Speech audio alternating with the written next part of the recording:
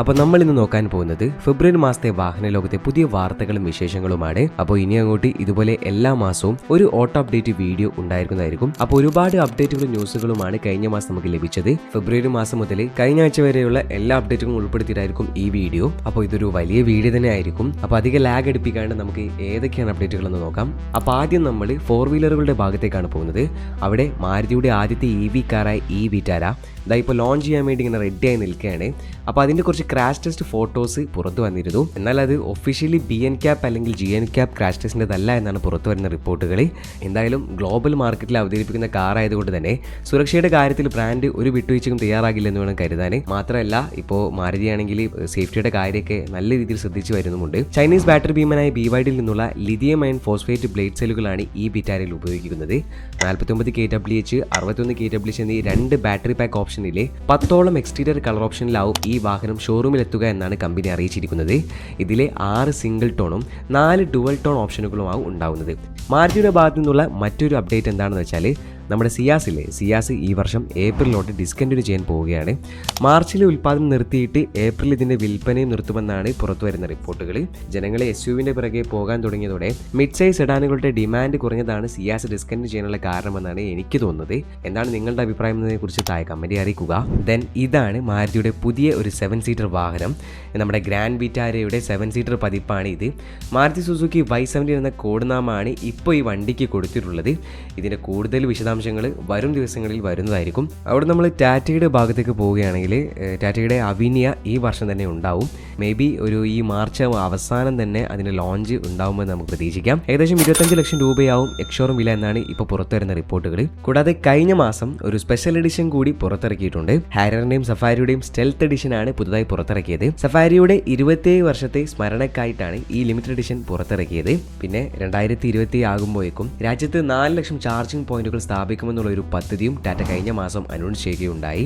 അവിടെ നിന്ന് നമ്മൾ മഹീന്ദ്രയുടെ ഭാഗത്തേക്ക് നോക്കിയാൽ മഹീന്ദ്ര ഇപ്പോൾ ഹ്യുണ്ടായിയെ പിന്തള്ളി ഇന്ത്യയിലെ ഏറ്റവും വലിയ രണ്ടാമത്തെ കാർ മേക്കേഴ്സായി മാറിയിരിക്കുകയാണ്. ഇതിനായിട്ട് ഫെബ്രുവരി മാസത്തെ പെർഫോമൻസ് ആണ് ഇവരെ സഹായിച്ചത്. ദെൻ ജനങ്ങൾ ആവശ്യപ്പെട്ട പോലെ താർറോക്സിന്റെ ഐവറി കളർ ഇന്റീരിയർ മാറ്റി പുതിയ മോക്ക ബ്രൗൺ നിറത്തിലുള്ള പുതിയ താർറോക്സ് ഇപ്പോൾ മഹീന്ദ്ര ഡീലർഷിപ്പുകളിലേക്ക് അയച്ചു തുടങ്ങിയിട്ടുണ്ട്.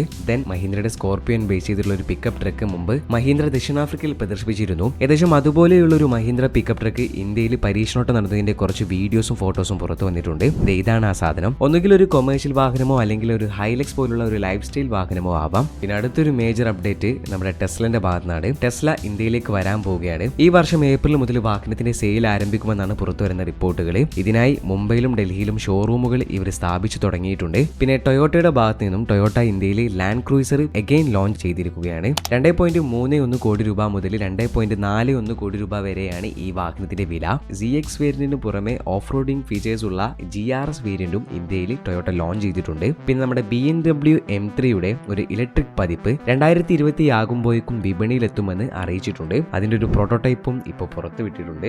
ദെൻ കിയ വീണ്ടും അവരുടെ EV6നെ തിരിച്ചു വിളിച്ചിരിക്കുകയാണ്. 1350 യൂണിറ്റുകളാണ് ഇപ്പോൾ തിരിച്ചു വിളിച്ചത്. ബാറ്ററിയുടെ ഒരു സോഫ്റ്റ്വെയർ അപ്ഡേറ്റിന് വേണ്ടിയാണ് ഇപ്പോൾ ഇതിപ്പോൾ രണ്ടാമത്തെ പ്രാവശ്യമാണ് കമ്പനി ഇതേ വാഹനത്തിനെ തിരിച്ചു വിളിക്കുന്നത്. പിന്നെ നമ്മുടെ ഷവോമിയുടെ കാർ എല്ലാവർക്കും ഓർമ്മയില്ലേ? അങ്ങ് ചൈനയിൽ അതിന്റെ വില ഇപ്പോൾ കമ്പനി പ്രഖ്യാപിച്ചിരിക്കുകയാണ്. 2,15,900 യുവാനെ, അതായത് ഏകദേശം 25.34 ലക്ഷം രൂപ മുതലാണ് ഈ വാഹനത്തിന്റെ വില ആരംഭിക്കുന്നത്. അപ്പോൾ ഇത്രയൊക്കെയാണ് 4 വീലേഴ്സിൽ വന്നിട്ടുള്ള മേജർ അപ്ഡേറ്റുകളും ന്യൂസുകളും. അവിടെ നിന്ന് നമ്മൾ നേരെ 2 വീലേഴ്സിന്റെ സെഗ്മെന്റിലേക്ക് നോക്കിയാൽ അവിടെ ആക്റ്റീവ അതായത് നമ്മുടെ ആക്റ്റീവയുടെ ഇലക്ട്രിക് വേർഷന് അതിന്റെ വിൽപ്പന ഉടനെ തന്നെ ആരംഭിക്കുമെന്നൊരു വാർത്ത ഇപ്പോൾ വന്നിട്ടുണ്ട്. അതുപോലെ ഹോണ്ട ലേഡീസിന് പറ്റിയൊരു പുതിയൊരു സ്കൂട്ടർ കൂടി ഈ അടുത്ത് പുറത്തിറക്കുമെന്നൊരു ന്യൂസും ഇപ്പോൾ വന്നിട്ടുണ്ട്. അതിന്റെ ഭാഗമായി SCR 125 എന്ന മോഡലിലെ പേറ്റന്റും കമ്പനി വാങ്ങിയിട്ടുണ്ട്. വൈകാതെ തന്നെ അതിന്റെ കൂടുതൽ വിശേഷങ്ങൾ പുറത്തു വരുന്നതായിരിക്കും. പിന്നെ ഹോണ്ട ഹോർണറ്റ് 2.0 എന്ന പേരിൽ ഒരു ബൈക്കും ഹോണ്ട പുറത്തിറക്കിയിട്ടുണ്ട്. നമ്മുടെ DQന്റെ അൾട്രാ വയലറ്റ് ആക്റ്റീവ EVനെക്കാട്ടും കുറഞ്ഞ വിലയിൽ ഒരു EV സ്കൂട്ടർ ഇപ്പോൾ ഇൻട്രൊഡ്യൂസ് ചെയ്തിട്ടുണ്ട്. ടെസ്റാക്ട് എന്ന പേരുള്ള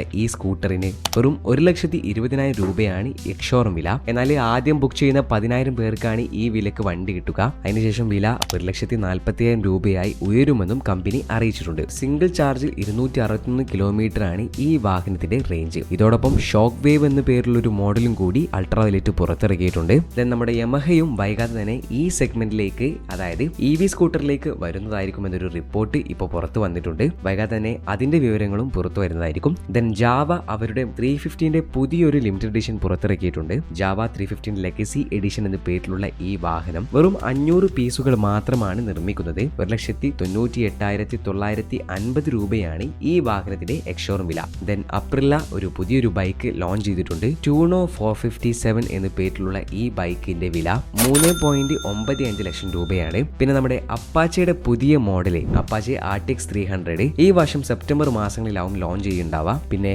ഒല റോഡ്സ്റ്ററിക്സിന്റെ വില ഇപ്പോൾ പ്രഖ്യാപിച്ചിരിക്കുകയാണ്. 70,000 രൂപ മുതലാണ് ഇതിന്റെ വില ആരംഭിക്കുന്നത്. ദെൻ സുസുക്കിന്റെ ആക്സസ്, റിവോൾട്ട് മോട്ടോഴ്സിന്റെ പുതിയ RV ബ്ലേസ് X എന്നിവയാണ് മറ്റ് അപ്ഡേറ്റുകൾ. അപ്പോൾ ഇതൊക്കെയാണ് കഴിഞ്ഞ മാസം കിട്ടിയതും പിന്നെ ഈ ആഴ്ചയിലെയും പ്രധാന അപ്ഡേറ്റുകളും ന്യൂസുകളും. അപ്പോൾ ഇതിൽ മേജർ ആയിട്ടുള്ള എല്ലാ അപ്ഡേറ്റുകളും ഞാൻ കവർ ചെയ്തിട്ടുണ്ടെന്നാണ് കരുതുന്നത്. ഇനി ഏതെങ്കിലും അപ്ഡേറ്റുകൾ വിട്ടുപോയിട്ടുണ്ടെങ്കിൽ അത് താഴെ കമന്റ് അറിയിക്കാവുന്നതാണ്. അപ്പോൾ വീഡിയോ ഇഷ്ടപ്പെട്ടാൽ ലൈക്ക് ചെയ്യുക. വീഡിയോയെക്കുറിച്ചുള്ള അഭിപ്രായങ്ങൾ താഴെ കമന്റ് അറിയിക്കുക. ഇതുപോലെയുള്ള വീഡിയോകൾക്ക് വേണ്ടി ചാനൽ സബ്സ്ക്രൈബ് ചെയ്യുന്ന കാര്യം കൂടി പരിഗണിക്കുക.